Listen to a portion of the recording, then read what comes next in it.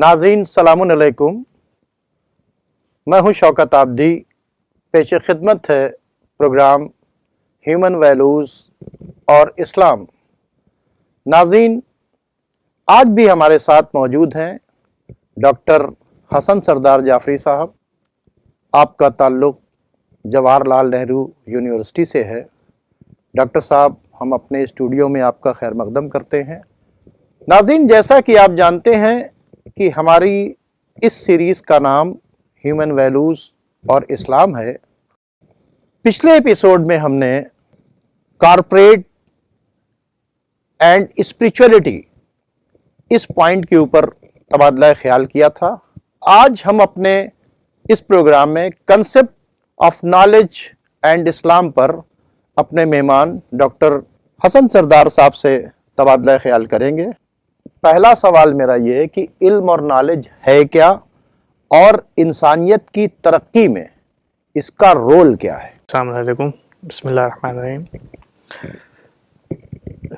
माशाल्लाह से हमारी सीरीज़ का ये एक जो चौथा एपिसोड और जो मौजू है हमारा concept of knowledge and Islam, अच्छा गिरां कदर बहुत कीमती मौजू है। और जैसा कि हमने पहले भी गुफ्तगू करी है, चाहे वो सोसाइटी के बारे में हो, बिज़नेस के बारे में हो, इकोनॉमी के बारे में हो, ये तमाम चीज़ें कहीं ना कहीं, क्योंकि ह्यूमन वैल्यूज तभी मेंटेन रह सकती हैं जब एजुकेटेड हो आदमी, पढ़ा जी, इसलिए मैंने तो सवाल यही उठता है कि नॉलेज क्या है। जी, नॉलेज क्या है? जी, सबसे पहली चीज़ यही है कि नॉलेज इंसानियत की तरक्की में इसका क्या रोल क्या है। देखिए, सबसे पहली चीज़ यह है कि नॉलेज जो आजकल का दौर है, या आम ज़बान में नॉलेज को तसव्वुर किया जाता है इंफॉर्मेशन से। और एक चीज़ और ये है कि इंफॉर्मेशन जो तसव्वुर किया जाता है कि नॉलेज यानी इंफॉर्मेशन, या उसको मतलब एक तरीके से ट्रांसलेट कर देते हैं कि इंफॉर्मेशन, इस्लाम इस नज़रिए को कबूल नहीं करता है। इस्लाम ने नॉलेज के लिए एक इल्म की जो एक इस्तिलाह हमारे हवाले की है, जिसको हम नॉलेज में कन्वर्ट करें तो वो कहीं ना कहीं नॉलेज लफ्ज़ जो है वो उस तमाम तकाज़ों को पूरा नहीं करता है जो इस्लाम इल्म के ज़रिए से देना चाहता है। अच्छा, इसमें एक चीज़ ये है कि जो नॉलेज जो कि आज जैसे वेस्टर्न वर्ल्ड जो है उसको कन्वर्ट करता है नॉलेज में, नॉलेज को इन्फॉर्मेशन कहता है। तो इन्फॉर्मेशन में इसमें सवाल ये होता है कि क्या इन्फॉर्मेशन, मतलब उन लोगों का कहना यह है कि ब्रेन जो है वो एक तरीके से एक स्टोरेज, एक तरीके से फैसिलिटी है, स्टोरेज फैसिलिटी है, जहाँ पर मुख्तलिफ़ किस्म के कॉन्सेप्ट्स, मुख्तलिफ़ किस्म के आइडियाज़, मुख्तलिफ़ किस्म के बिलीव्स वो सब स्टोर हो जाते हैं। और वो उसी स्टोरेज, ब्रेन एक ऐसा कंप्यूटर है कि जो भी इंफॉर्मेशन है उसके अंदर चली जाती है। हाँ, वो एक तरीके से ब्रेन को जो है एक मेमोरी का एक मरकज़ करार देते हैं, और कहते हैं कि जो मुख्तलिफ़ आइडियाज़, नॉलेज, कॉन्सेप्ट्स, बिलीव्स और जो मेमोरीज़ इंसान जनरेट करता है या इंसान कंसीव करता है, वो सब के सब जो है क्या होता है, वो एक जगह स्टोर हो जाते हैं। और उस स्टोर को जो है हम क्या नाम है, एक इल्म कहते हैं इंफॉर्मेशन को, उसको इल्म कहते हैं। इसी तरीके का देखिए, जैसे कि प्लेटो के यहाँ एक नज़रिया मिलता है। प्लेटो जो है वो क्या कहता है कि प्लेटो एक बहुत बड़ा मशहूर और मारूफ फ़लसफ़ी है, और उसने कहा कि नॉलेज दर हकीकत रिकलेक्शन ऑफ प्रीवियस इंफॉर्मेशन। हाँ, वो क्या कह रहा है, वो ये तसव्वुर करता है, क्योंकि उसका एक नज़रिया यह है कि इंसान की रूह जो है वो उससे पहले खल्क हो गई है, मादे से पहले जो वजूद है इंसान का, इंसान के जिस्म से पहले उसकी रूह। हाँ, उसने कहा कि इंसान के जिस्म से पहले उसकी रूह खल्क हो गई है, और रूह को तमाम चीज़ों की तालीम दे दी गई है। अच्छा। अब इंसान के ऊपर है कि जब वो बर्थ होती है, उसकी पैदाइश होती है, और पैदाइश होने के बाद वो दोबारा से रीगेन करता है, वो दोबारा से उस तमाम जो नॉलेज जो उसको दी गई थी वो इस दुनिया में उसको रिकलेक्ट करता है। तो जो रूह के जरिए उसके अंदर सब कुछ फीड किया गया था, उसको यहाँ पे उसका प्लेटो का नजरिया यही है कि जो रूह के अंदर फीड कर दिया गया है उसको रिकलेक्ट करता है इंसान। तो ये, और फिर दूसरे जो लोग हैं मगरिब में, वो क्या कहते हैं, वो कहते हैं कि इन्फॉर्मेशन जो है एक नॉलेज है, वो ब्रेन को एक मरकज़ मानते हैं मेमोरीज का, और कहते हैं कि जो उसमें इन्फॉर्मेशन जमा हो जाती है یا برین جو انفارمیشن ایکومولیٹ کر لیتا ہے وہ سب کا سب ایک مرکز بن تو یہ جاتا ہے، دونوں میں فرق ہے. وہ ایک نالج کہتے ہیں. لیکن اسلام اس نظریے کو نہیں لیتا ہے. اچھا، اسلام سے پہلے میں ایک بات عرض کر دوں کہ منطق، علم منطق جو بہت اہم ہے، لاجک جو لاجک ہے، جو کہ آپ کا اس سے فلسفے کا ایک مقدمہ ہے، تو وہاں پر نالج کا ایک الگ تصور ملتا ہے.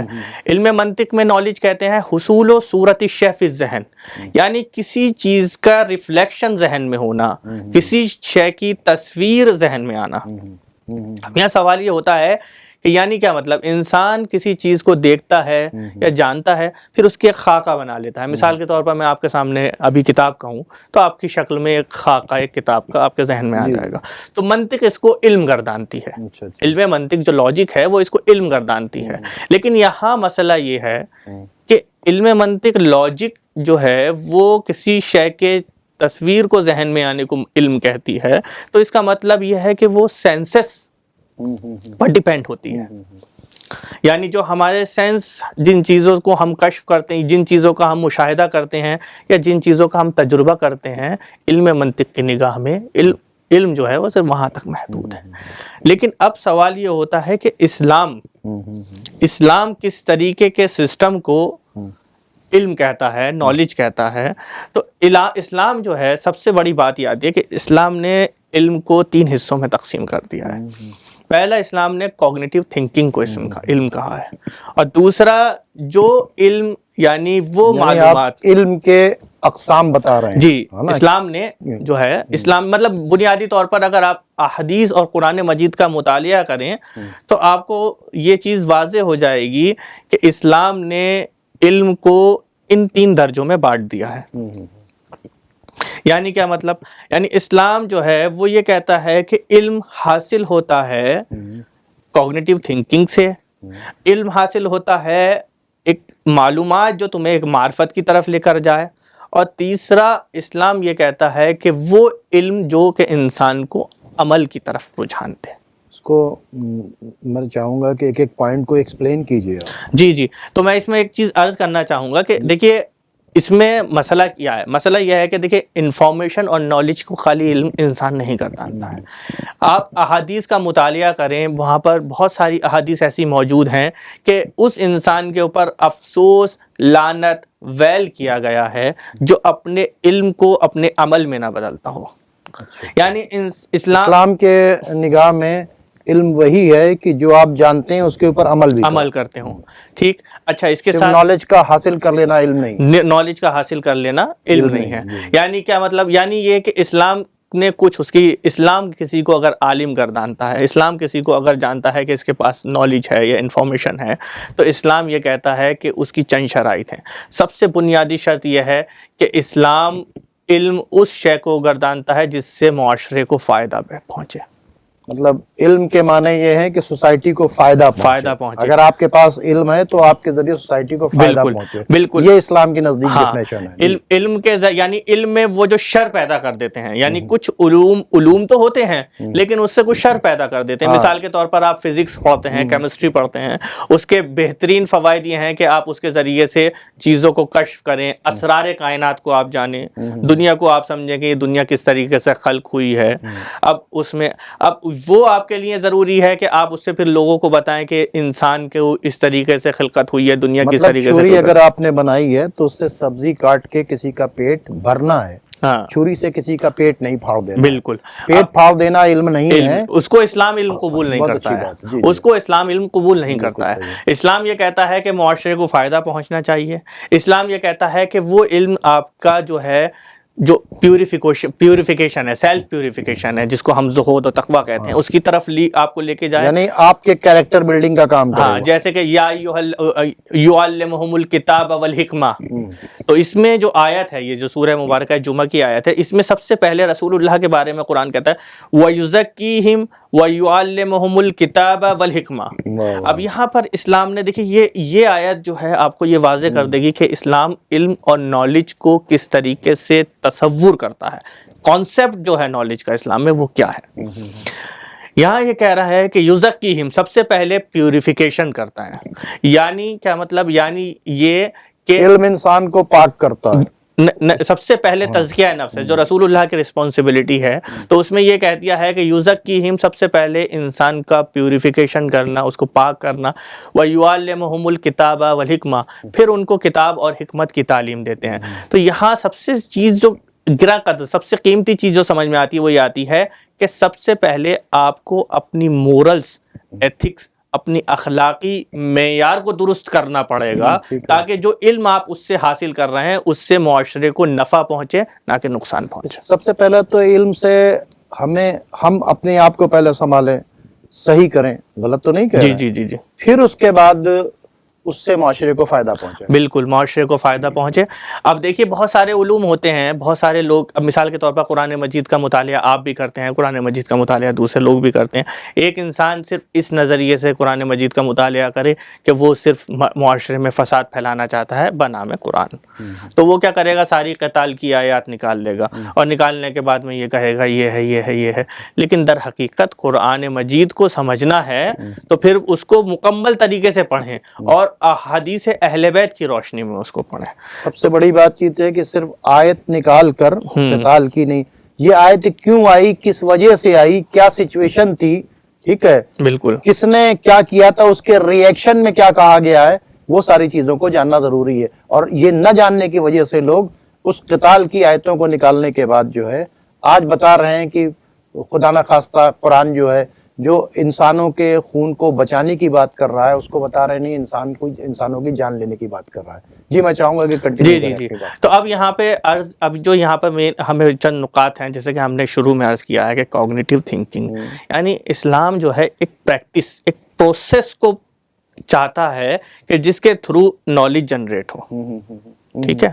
جیسے قرآن مجید میں آپ نے مطالعہ کیا ہوگا، قرآن مجید ہمیشہ دعوت دیتا ہے ان لوگوں کو جو تعقل کرتے ہیں، جو کہ انالائز کرتے ہیں چیزوں کو، جو کہ جن کے اندر مادہ موجود ہے، طاقت موجود ہے چیزوں کو کمپیریٹیو اسٹڈی کرنے کی، جن کے اندر موجود ہے چیزوں کو کشف کرنے کی۔ تو پہلا تو اسلام یہ چاہتا ہے کہ اگر تم نالج چاہتے ہو تو نالج کے لیے کیا کرو، سب سے پہلے اپنے برین پہ پریشر ڈال کر، یعنی اپنے برین کو یوز کرو اور اس کے ذریعے سے چیزوں کو کشف کرو، یعنی عقل کا استعمال کرو۔ کہا کہ افلا یعقلون، کیوں عقل کا استعمال نہیں کرتے؟ بالکل، افلا یتفکرون، کیوں فکر نہیں کرتے؟ افلا یتدبرون القرآن، کیوں قرآن کی گہرائی میں جا کر نہیں سوچتے؟ ام علی قلوب اقفالها، کیا ہم نے تمہارے دلوں پر تالے لگا دیے؟ جی، تو یہی چیز ہے۔ یعنی مثال ہم نے کسی مدرسے میں یا کسی یونیورسٹی میں علم حاصل کیا، اس کا مطلب یہ نہیں ہے کہ ہم نے جو پڑھا ہے وہ بیٹھ گئے، نہیں، بلکہ اسلام کیا کہتا ہے، کانسیپٹ اسلام کا یہ ہے کہ آپ نے جو علم حاصل کیا ہے اس کو اینالائز کرو، اس کو تم کمپیئر کرو دوسری چیزوں سے، اور پھر اس میں تیسرا چیز کو اخذ کرو، نتیجے کو نکالو ایک۔ اب جیسے مثال کے طور پر جیسے قرآن مجید کہتا ہے کہ کیا تم نے نہیں دیکھا اونٹ کی طرف، الی الابل کیف خلقت، کیا تم نے نہیں دیکھا کہ اونٹ کو کیسے خلق کیا گیا ہے؟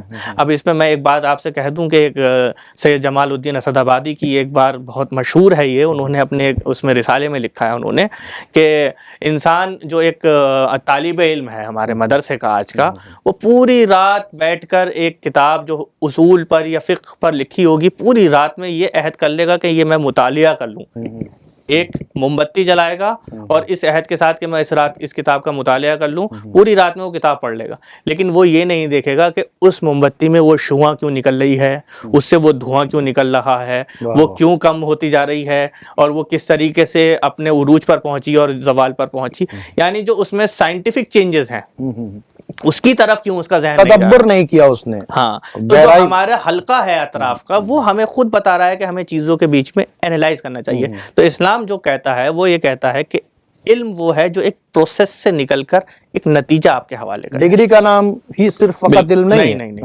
اور اچھا دوسری چیز کیا ہے؟ دوسری چیز جیسے قرآن مجید میں ہم نے بھی دیکھا ہے کہ اسلام یہ کہتا ہے کہ جو ہم نے تعقل ہے، یعنی علم جو ہے، علم آپ کو جو حاصل ہو رہا ہے وہ آپ کو معرفت کی طرف لے کر جائے، ٹھیک ہے، اور اس کے بعد کیا ہے، علم آپ کو عمل کی طرف لے کے جائے، تب وہ سکسیسفل ہے نالج۔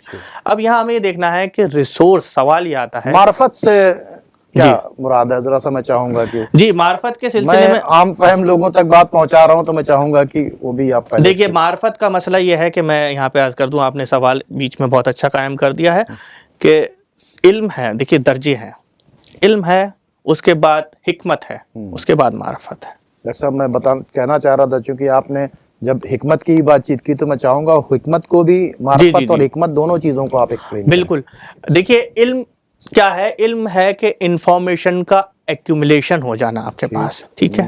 وزڈم یا حکمت وہ ایک بہت قیمتی چیز ہے، جس میں خداوند عالم نے کہا ہے من یؤتی الحکمہ، جس کو حکمت دے دی گئی اس کو بہت کچھ عطا کر دیا گیا، یعنی اللہ نے کہا ہے کہ اس کو ایکسٹریم گڈ ہم نے دے دیا ہے جس کو حکمت دے دی ہے۔ تو حکمت ایک بہت بڑی چیز ہے، لیکن اب یہ سوال آتا ہے کہ حکمت اور اس علم میں جو نالج ہے اس میں ڈفرینشیٹ کیسے کریں، ہم ان کو دونوں کو امتیاز کیسے کریں؟ تو اس میں امتیاز کرنے کا اس میں یہ ہے کہ دیکھیے علم صرف نالج کا نام ہے، حکمت آپ کے اندر وہ کمال پیدا ہو جانا، یعنی آپ کے ذہن یا آپ کی تھنکنگ یا آئیڈیالوجی اس معیار پر پہنچ جائے کہ آپ اگر کسی ان نون چیز کو یا کسی ایک ایسی چیز کو دیکھ رہے ہیں تو آپ اس کے فیوچر کو بھی فور کاسٹ کر سکیں، آپ کے نگاہ میں آ جائے کہ اس کا نتیجہ کیا ہوگا۔ اور یہ بھی تو ہو سکتا ہے، میں پوری بات کہہ دوں اپنی حکمت کے لیے، اس کے تحت آپ اپنی جو پریکٹیکل پالیسی ہے، جو آپ اپنا عمل ہے یا اپنا جو ایجنڈا ہے یا اپنی جو اسٹریٹجی ہے وہ آپ تیار کر سکیں۔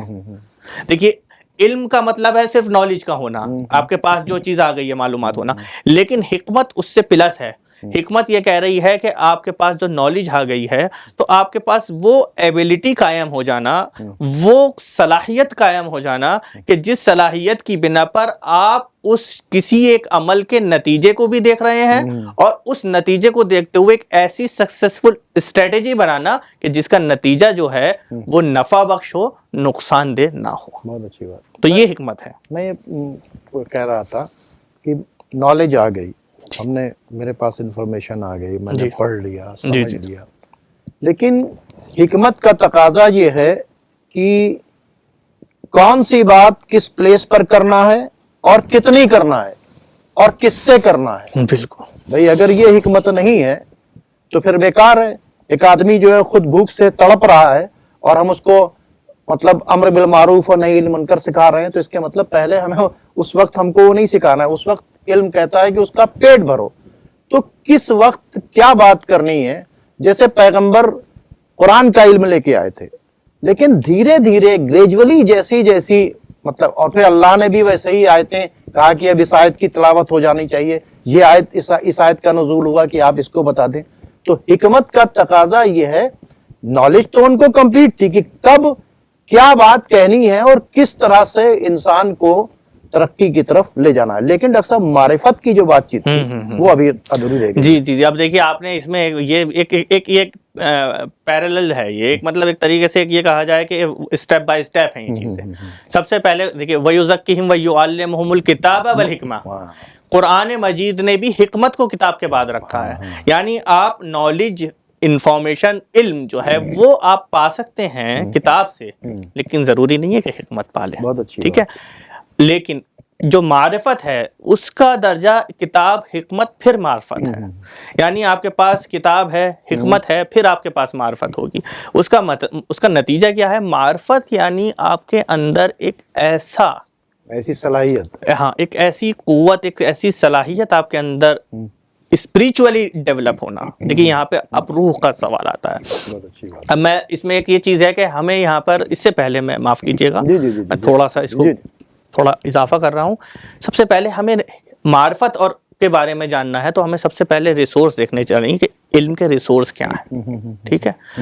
منابع کیا ہیں علم کے، مصادر کیا ہیں، علم جو ہمیں آ رہا ہے، نالج جو آ رہی ہے وہ کہاں سے آ رہی ہے، کس چیزوں کو یعنی نالج، علم کیا ہے، اس کے ریسورس کیا ہے، ہاں ٹھیک ہے، اس کے ریسورس کیا ہیں۔ دیکھیے ریسورس کے بارے میں اگر ہم دیکھیں، جیسے کہ میں نے ابھی شروع میں عرض کیا تھا، پلیٹو کیا کہہ رہا ہے کہ ریکلیکشن آف پریویس انفارمیشن، وہ نالج ہے، یعنی پرانی چیزوں کو وہ کیا اس کو تھوڑا سا وضاحت کریں تو یعنی پلیٹو یہ کہہ رہا ہے کہ جو ہماری روح کے پاس معلومات ہے، یعنی وہ انسان کی روح کو اس کے جسم سے پہلے جانتا ہے، اور کہتا ہے کہ روح کے پاس پہلے سے معلومات ہے، ہمیں وہ دوبارہ سے ریکلیکٹ کرنی ہے، دوبارہ سے اس کو حاصل کرنا ہے۔ تو ایک تو سورس یہ ہو گیا کہ ہماری سول جو ہے پلیٹو کی نگاہ میں ہماری سول جو ہے وہ سورس ہے نالج کا، ٹھیک ہے۔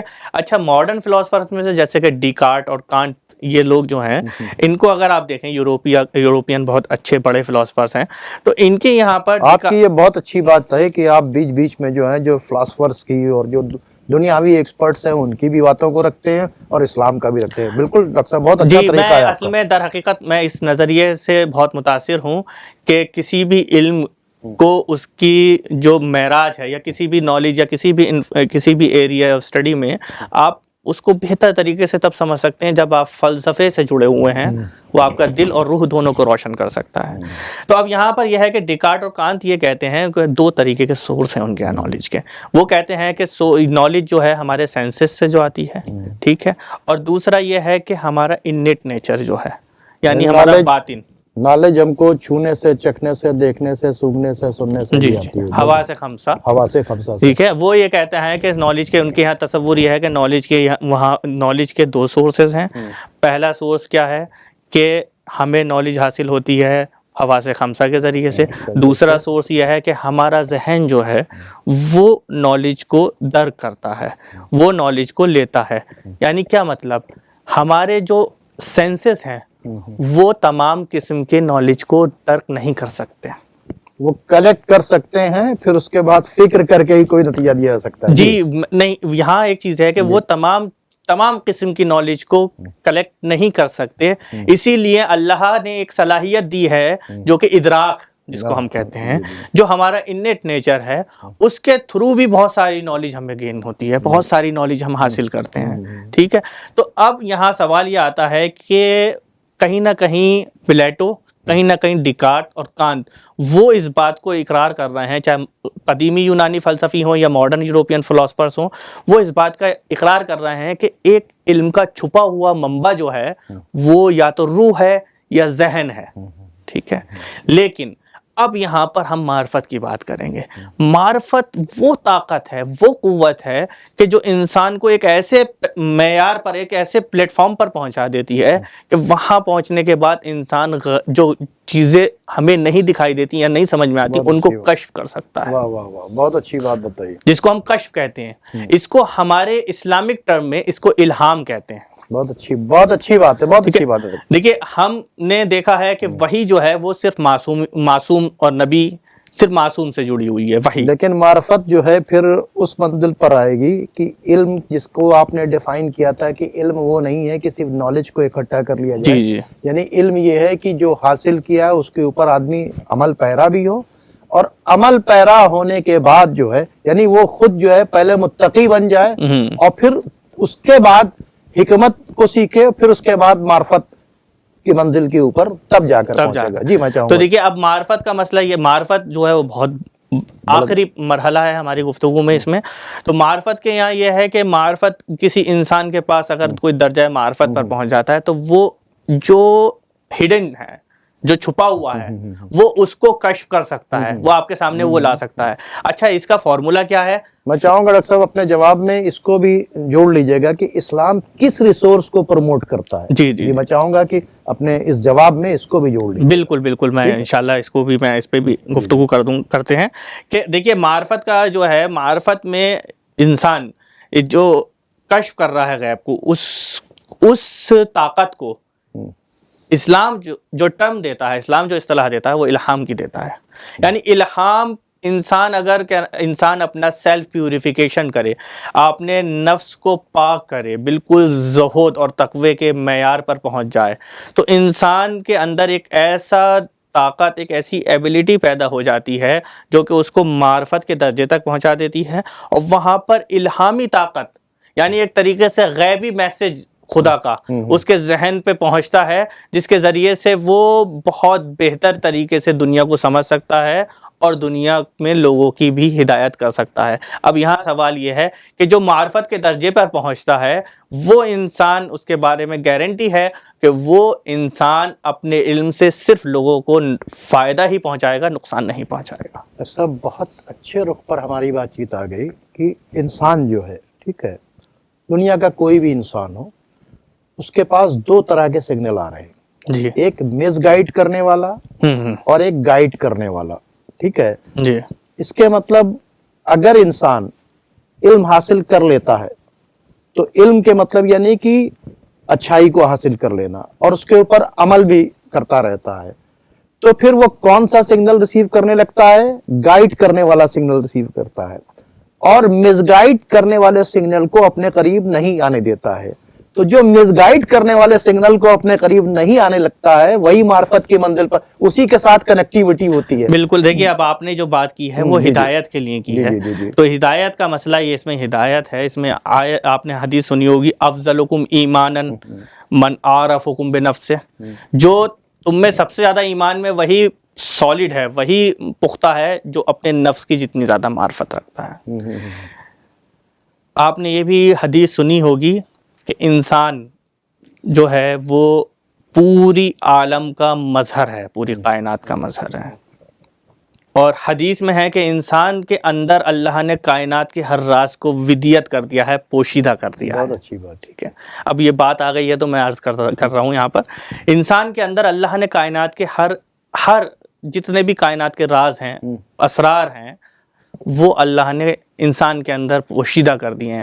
اگر انسان صرف اپنی ذات کے بارے میں غور کرے اور سوچے تو وہ اللہ کی معرفت بہتر سے بہتر حاصل کر سکتا ہے۔ تو حضرت علی نے یہ تو کہا ہے کہ جس نے اپنے نفس کو پہچانا اس نے اپنے رب کو پہچانا۔ من عرف نفسہ فقد عرف ربہ۔ بہت اچھی بات۔ ہاں، تو اس میں یہ ہے کہ اب یہ کس طریقے سے دیکھیے، اگر آپ ماڈرن سائنس دیکھیں، بے شک سائنس سے ہمیں تو بہت خوشی ہوتی ہے اس کی ترقی سے، کیونکہ ہمیں احادیث، کیونکہ یہ ٹاپک بہت بڑا ہے، میں چاہوں گا کہ دونوں کو کمپیئر کرتے ہوئے آپ اپنے پیغام کو دیں، چونکہ وقت بھی کم ہے۔ بالکل بالکل، میں آخری بات یہاں پہ کہہ رہا ہوں، جو معرفت کی بات میں آخری بات میں تو معرفت جو انسان کا وجود ہے، آپ اگر ماڈرن سائنس میں دیکھیں تو انسان کے وجود یعنی یونیورس، جو بگ بینگ ہے، آپ دیکھیں تو بگ بینگ میں ایک طریقے سے جو ایکسپلوژن ہوا ہے، اس ایکسپلوژن کے بعد جو کچھ ایلیمنٹس ہیں جیسے کہ ہائیڈروجن اور ایتھلین، لیتھیم، ہائیڈروجن اور لیتھیم، ایتھلین تو کیمیکل ہوتا ہے،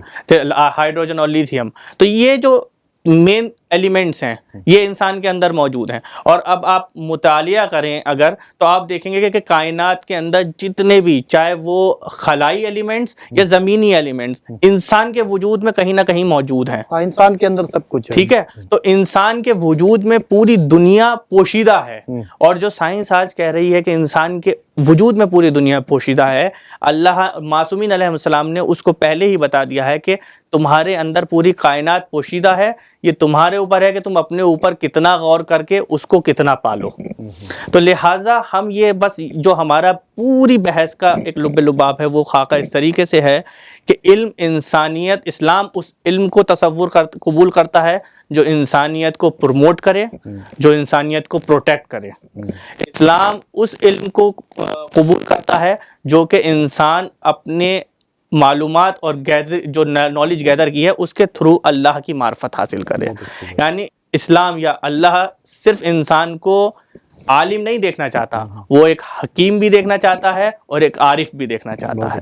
تو لہٰذا ہم بس یہاں پر اپنی بات میں یہی کہیں گے آخر میں کہ دنیا بہت سارے علوم کو نالج تصور کرتی ہے، لیکن اسلام نے ان علوم کو اور ان کو نالج تصور یا قبول کرنے سے پہلے یہ کہہ دیا کہ ہر علم جو انسانیت کو فائدہ دے وہ علم ہے، جو معاشرے میں سکون دے وہ علم ہے، اور جو انسان کو عمل کی طرف لے کے آئے، کیونکہ انسان اس کو بھی علم نہیں، اسلام اس کو بھی علم قبول نہیں کرتا جو انسان کو عمل کی طرف نہ رغبت دے یا بے عمل انسان ہو، اور جو انسان کو تعقل، عقل کی طرف لے کر آئے اور حکمت اور فلسفے اور آپ کو معرفت الہی دے۔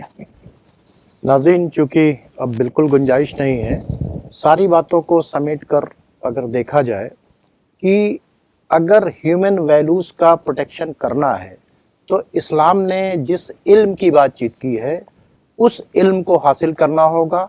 वो इल्म क्या है कि सिर्फ किताबें नहीं पढ़ लेना है, सिर्फ डिग्री नहीं हासिल कर लेना है, बल्कि जो नॉलेज है उसके ऊपर आप पूरी तरीके से अमल पैरा हों, और अमल पैरा होने के बाद आप क्या करें, अपनी भी इस्लाह करें, माशरे की भी इस्लाह करें, जिएं और जीने दें। तो ये इस तरह का जो इल्म है, यही इल्म फ़ायदेमंद है। और फिर वो इल्म आपको मारिफत परवरदिगार तक ले जाए। बिल्कुल। और अगर आपने अपने रिश्ते उस परवरदिगार से जोड़ लिए तो आप यकीन कीजिए कि आपकी रूह को भी सुकून मिलेगा। तो इस्लाम ने जो इल्म का कंसेप्ट दिया है वो हमारे ह्यूमन वैल्यूज को बहुत ज्यादा प्रोटेक्ट कर सकता है। अब आप हमें और हमारे डॉक्टर साहब को, डॉक्टर हसन सरदार जाफरी साहब को इजाज़त दीजिए। इंशाअल्लाह अगले एपिसोड में डॉक्टर साहब से एक और गुफ्तगू करेंगे। अब आप हमें और डॉक्टर साहब को इजाज़त दीजिए। खुदा हाफिज़।